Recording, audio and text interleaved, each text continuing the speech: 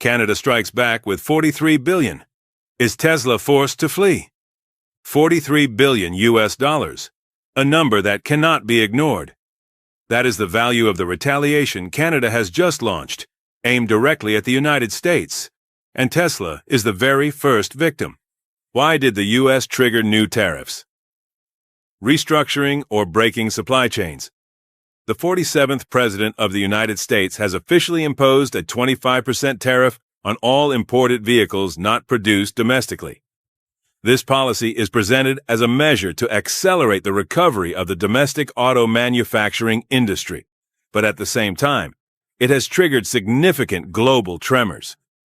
In 2024, the U.S. imported nearly 8 million vehicles, equivalent to over $240 billion in trade. Half of the cars sold in the domestic market came from outside countries. The immediate consequence is clear. Dependence on international supply chains also directly affects American companies themselves. Many analysts have warned that this tariff will increase costs, reduce profits, raise car prices, and slow down consumption. But the White House claims this is a necessary action to end reliance on supply chains stretching from Canada and Mexico to Asia. Market reaction: some fall, others gain. Just hours after the announcement, GM's stock dropped nearly 8%, Ford lost 3%, and Stellantis, the parent company of Jeep and Chrysler, fell over 4%. But Tesla and Rivian, two U.S.-based electric car makers, saw modest gains. Many investors believe this new policy unintentionally clears the path for Tesla by eliminating rivals that can't overcome the tariff barrier. But is the reality that simple? Canada strikes back. A $43 billion trade war declaration. Canada didn't wait long to respond. Prime Minister Mark Carney declared, "The old relationship we had with the United States, based on deepening integration of our economies and tight security and military cooperation, is over. What exactly the United States does next is unclear. But what is clear? What is clear?"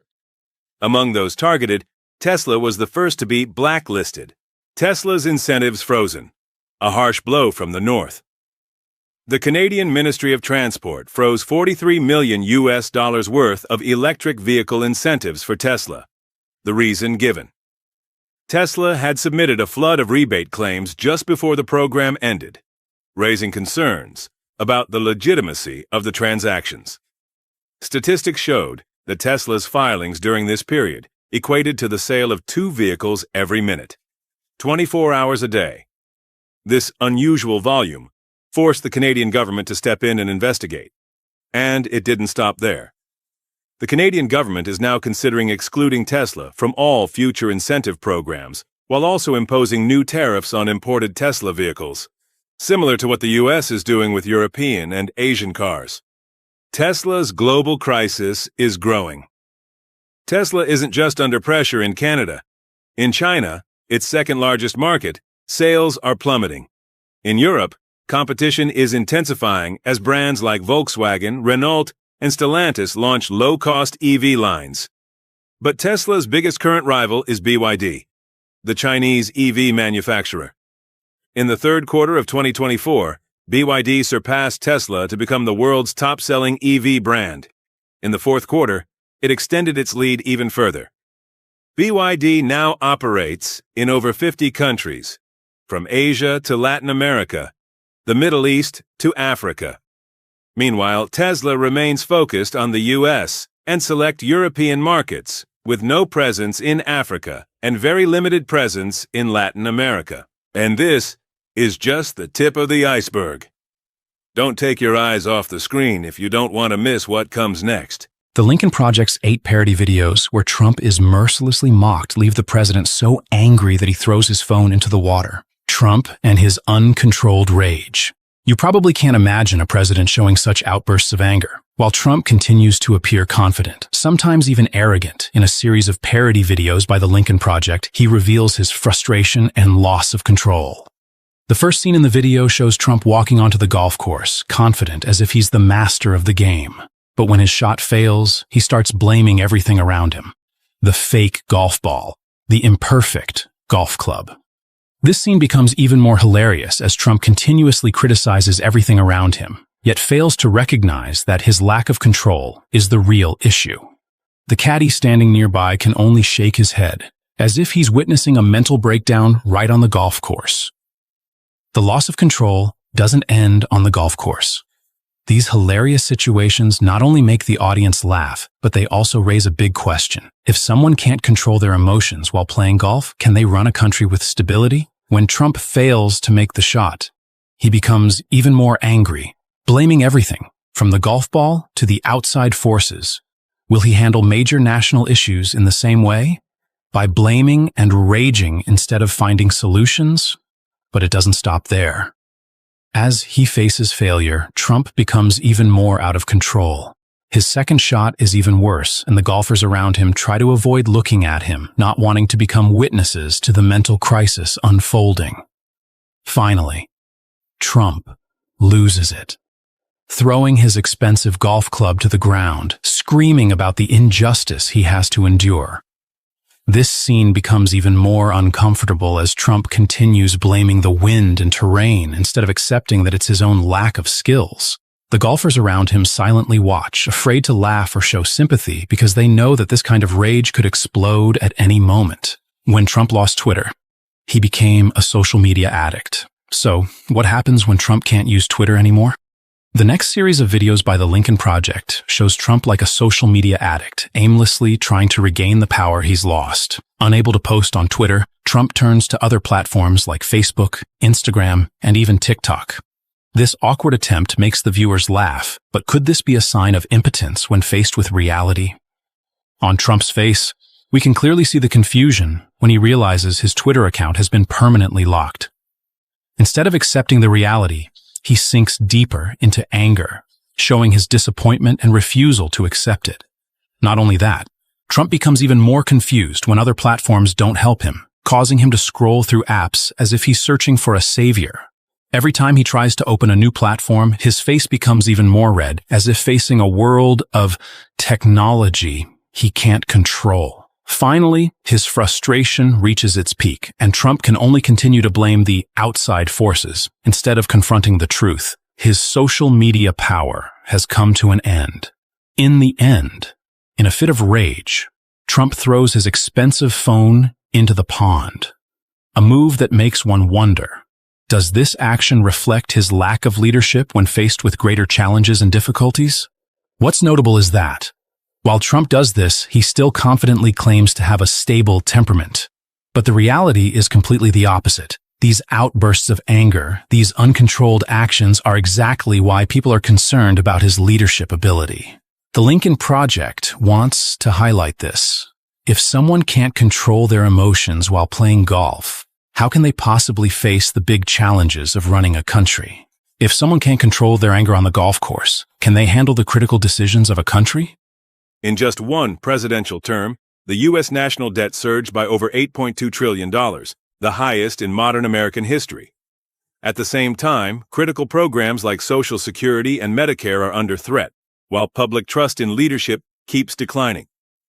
In the midst of this storm, Representative Jasmine Crockett delivered a speech that didn't accuse. It questioned, who is really responsible when the system breaks? Want me to be fired. I want my district to always know that they will always be my priority. This line wasn't just a jab. It was a wake-up call. Crockett didn't point fingers. She held up a mirror. Because when those who once led the system call it broken, the question becomes, were they building it or just benefiting from it? Thought that it was okay to just tell the truth. Instead, we're pushing conspiracy theories, and some of them are killing people. It's the same thing that we have coming out of Doge. It's the reason that people are dying. It's the reason that farmers are losing their farms, because we continue to peddle conspiracy theories. Former President Trump currently faces 91 criminal charges. Jasmine didn't make accusations. She made observations. Her comparison wasn't about mockery. It was about volume and impact. Because when indictments become more common than policies, we need to ask, is this political theater or a legal reality we must face? Jasmine Crockett. The Democratic Congresswoman said, "Imagine calling your grandma and then holding a press conference to say it was a perfect call." That wasn't a joke. It was a pointed metaphor from Congresswoman Jasmine Crockett, because if something is truly transparent, why does it always need a media campaign to defend it? From Ukraine to Georgia, the phrase perfect call has echoed again and again, like a shield for controversy. But in politics, repetition doesn't create truth. It creates suspicion. A leader doesn't have to be flawless, but they must be accountable for what's said behind closed doors.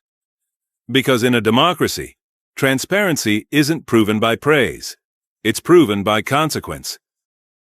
For a better America or not, I hear alliterations are back in style. We deserve better. We deserve a president who can be a bright light in a sea of darkness. The FBI found over 325 classified documents at Mar-a-Lago, some labeled top secret, sensitive compartmented information. This isn't about party. It's about protocol and national security. Because when top-level secrets are treated like fast food napkins, trust doesn't just erode, it collapses. Simple.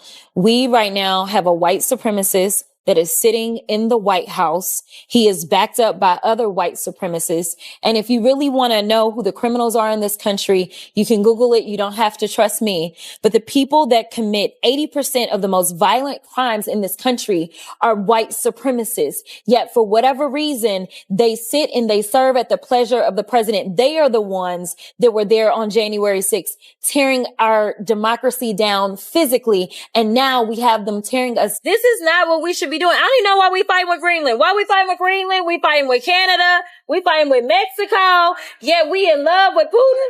What is happening? Like, this is not America. This is a terrible nightmare. Somebody slap me and wake me the fuck up, because I'm ready to... Crockett didn't use fear. She used facts. 80% of the most violent crimes, she said, are from domestic extremist groups.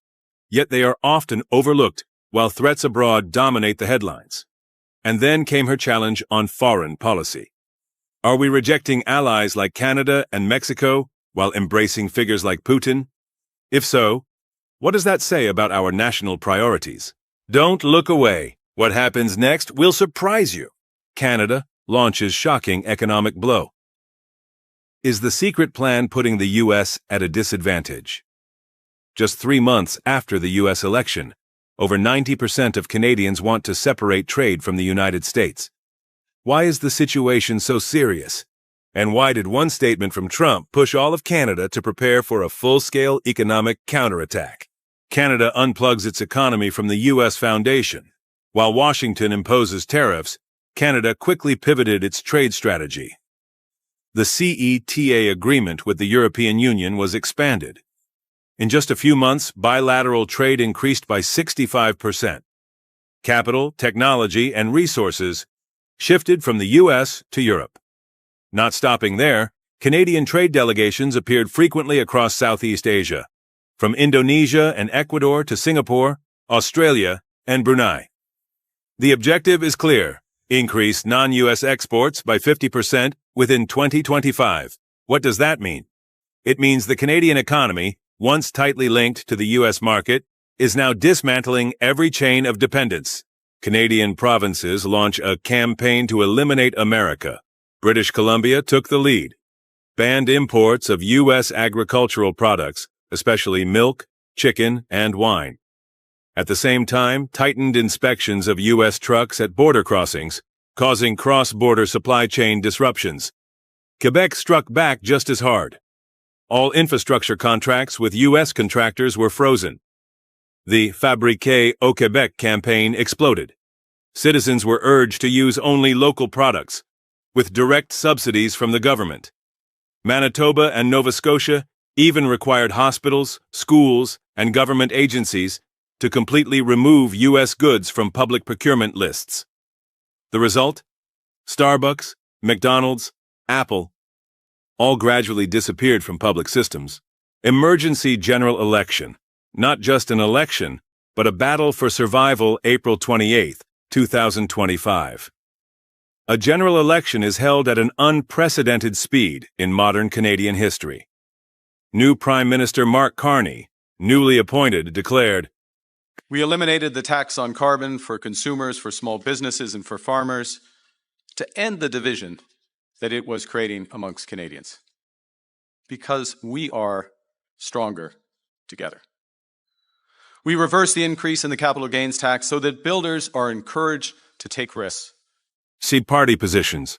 One common challenger, Mark Carney, representing the Liberal Party, made it clear, Canada will never, ever be part of America in any way, shape, or form.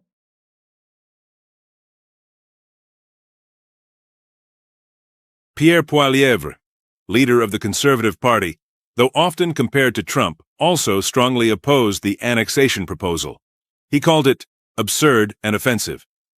Proposed tit-for-tat trade measures focused on cutting spending and boosting domestic production. Jagmeet Singh, New Democratic Party, went even further. Called for banning Trump from attending the G7 in Alberta.